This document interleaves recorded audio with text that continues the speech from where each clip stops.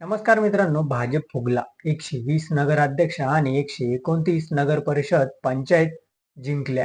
शिंदे आणि अजित पवारालाही लॉटरी लागली. काँग्रेसमध्ये खळबळ. काय आहे ही बातमी आपण सविस्तर या चॅनलच्या माध्यमातून बघणार आहोत. चला तर मग मी सचिन नाईक आणि तुम्ही बघत आहात आपली राजनीती चॅनल. नगर परिषदा आणि नगरपंचायतीच्या निवडणुकीत सत्ताधाऱ्यांची शरशी झाली. महायुतीने विधानसभा निवडणुकीप्रमाणेच पाशवी विजय मिळवला. महायुतीचे 224 नगराध्यक्ष निवडून आले. त्यात भारतीय जनता पक्षाचा आकडा फुगला आहे.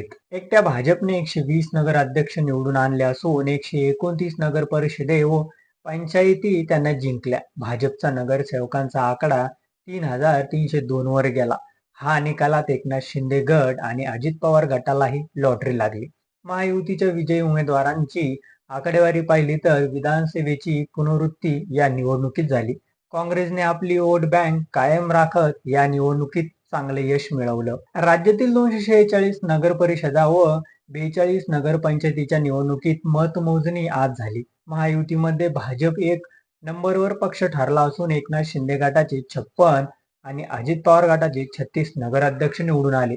विरोधी पक्षातील महाविकास आघाडीचे 51 नगराध्यक्ष निवडून आले. त्यात काँग्रेसचे 34 तर शिवसेनेचे 9 आणि राष्ट्रवादी काँग्रेसचे 8 नगराध्यक्ष निवडून आले. अनेक ठिकाणी महायुतीमधील पक्ष एकमेकांविरोधात लढले होते. एकमेकांवर धारटी टाकून स्ट्रिंग ऑपरेशन करून पैसा वाटण्याचा प्रकार उघड करण्याचाही प्रयत्न झाला होता.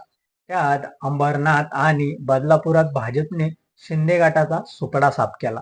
अंबरनाथ भाजपचा तेजस्वी कुरजुले व बदलापुरात भाजपच्या रुचिता घोरपडे विजयी झाल्या. बाहेरच्यांसाठी दरवाजे उघडले. माझी शक्ती माझ्याच पक्षाने काढली. काय आहेत याकडे आपण थोडं लक्ष द्या. विदर्भातील अनेक नगर परिषदा भाजपने गमावल्या. त्यावरून ज्येष्ठ नेते सुधीर मुनगंटीवार यांनी भाजपला झापले आहेत. माझ्या पक्षाने माझी शक्ती कमी केली. पक्षाचे दरवाजे उघडून बाहेरच्यांना प्रवेश दिला. त्याचा हा परिणाम आहे. अशा शब्दात त्यांनी भाजपला घरचे जाहीर दिला. संगमनेरात बाळासाहेब थोरांचा पुन्हा करिश्मा दिसला. त्याकडे आपण थोडं लक्ष देऊया.